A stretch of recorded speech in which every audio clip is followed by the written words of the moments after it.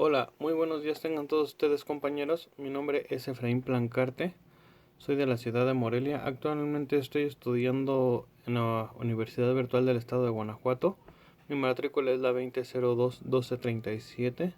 Estoy en el módulo de Derecho Procesal Penal 2. En el reto 1, ¿cuáles fueron los antecedentes latinoamericanos de la reforma constitucional mexicana? Mi asesor es el profesor Arturo Trujillo Ramos. Bien, antes de dar contestación a los planteamientos que nos pide este ejercicio, este reto 1, quisiera dar un pequeño introducción de la reforma constitucional en México. La reforma constitucional o la reforma a la Constitución Política de los Estados Unidos Mexicanos. Esto fue en el 18 de junio del año 2008. Esto trajo grandes cambios en el sistema de justicia penal que aquí en nuestro país. La modificación fue básicamente en el artículo 10, asimismo en el artículo 16, artículo 17, 18, 19, 20, 21, 22, en el artículo 73, en el artículo 115 y en el artículo 123 de nuestra Constitución Política. Básicamente, la reforma constitucional trajo consigo, fue al sistema penal acusatorio, trajo mecanismos alternativos de solución de controversias, asimismo un modelo de reinserción y judicialización de la ejecución de las sentencias penales. El objetivo de la reforma es que todos los mexicanos o extranjeros tuvieran acceso a la justicia eficiente, pronta y expedita.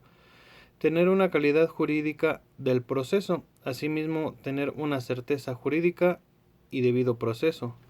Esto también con esta reforma garantiza los derechos humanos para las víctimas, asimismo también para los imputados. Esta es una justicia alternativa y restaurativa y asimismo también esta justicia es transparente. Ahora bien, en el desarrollo, en el planteamiento número 1, la pregunta nos dice: ¿a qué se refiere el autor cuando afirma que las reformas en materia de justicia penal se difundieron desde la periferia? Bien, pues aquí el autor nos dice que las leyes, normas y políticas públicas se diseminan desde países periféricos a países centrales o a otros países periféricos. También nos dice el autor que en este modelo, actores en países periféricos o semiperiféricos articulan y tienen un rol crucial en la difusión de leyes, normas y políticas públicas a otros países centrales o periféricos. Podemos decir que países de las orillas a países centrales lo que hacían era más que nada empezar por las orillas hasta ir el centro pues de Latinoamérica. Bien, la segunda pregunta nos dice: ¿qué distingue a los códigos inquisitivos y a los códigos acusatorios en Latinoamérica? Bien, pues empezamos con el sistema acusatorio. Se refiere a un procesos penales que son orales y públicos. Se distingue entre las otras funciones de investigación y juzgamiento y provee al Ministerio Fiscal, a la víctima y al imputado un número de mecanismos para resolver el caso sin tener que ir a juicio. Este modelo también incluye amplios derechos para el imputado, participación popular en el juzgamiento del caso y permite que la víctima tenga un rol más importante en el proceso penal. Asimismo, la introducción y o fortalecimiento del Ministerio Fiscal y a la decisión de poner al fiscal en lugar de un juez a cargo de la investigación preliminar. Esto incluye dar más derechos a los imputados referente a la policía y durante la investigación preliminar, introducir el principio de discreción fiscal, permitir mecanismos de negociación y resolución alternativas del conflicto. Esto se refiere a básicamente a no llevar todo el proceso que estamos acostumbrados. Simplemente se pueden llegar a la parte afectada, puede conciliar con el imputado y llegar a un acuerdo antes de todo el proceso. En caso de que alguno de los dos no quiera esto, pues se lleva a cabo todo el proceso. Bueno, entonces expandir el rol y la protección de la víctima en el proceso penal. Bueno, básicamente aquí lo que nos está diciendo es que tienen más garantías tanto el imputado como el afectado, como la víctima. Bien, en el inquisitivo, bueno, el inquisitivo se refería al proceso penales que presentan los rasgos opuestos a este sistema penal acusatorio. La última pregunta nos dice: ¿cómo influyeron los actores internacionales en la formación y expansión de la red de activistas y reformadores en América Latina?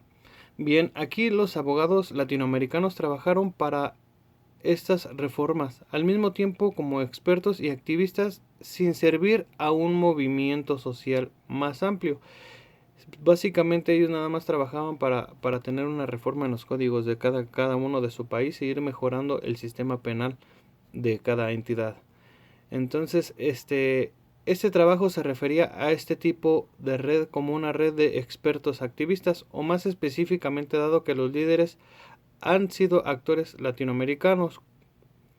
Estos convencían, básicamente estas personas o estos abogados convencían a otras personas sobre el beneficio del nuevo sistema penal acusatorio, ya sea que los convencieran o de palabra o simplemente con que estuvieran viendo sus hechos, su forma de actuar. Entonces se iba expandiendo poco a poco.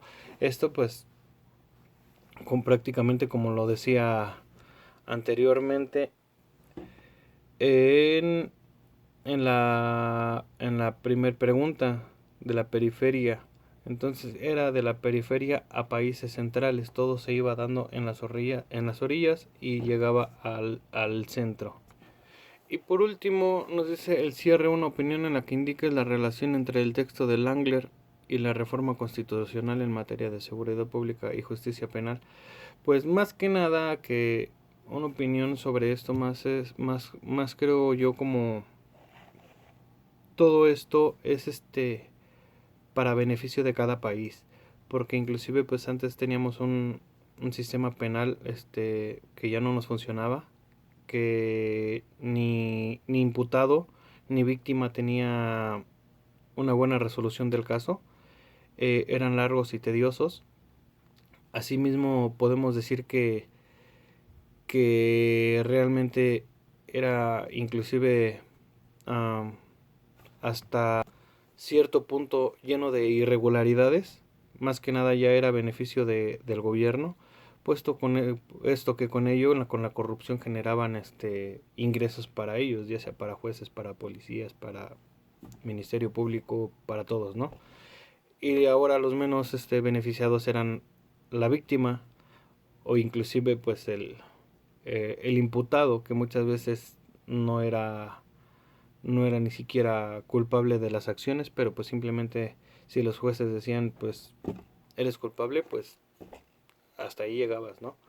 Entonces, más que nada, en el texto de Langler pues nos dice pues que todo era para cambio para todos los países que se unieron en cierto momento. Langler nos dice que antes de tener nuestra reforma constitucional, este movimiento ya había empezado 20 años antes.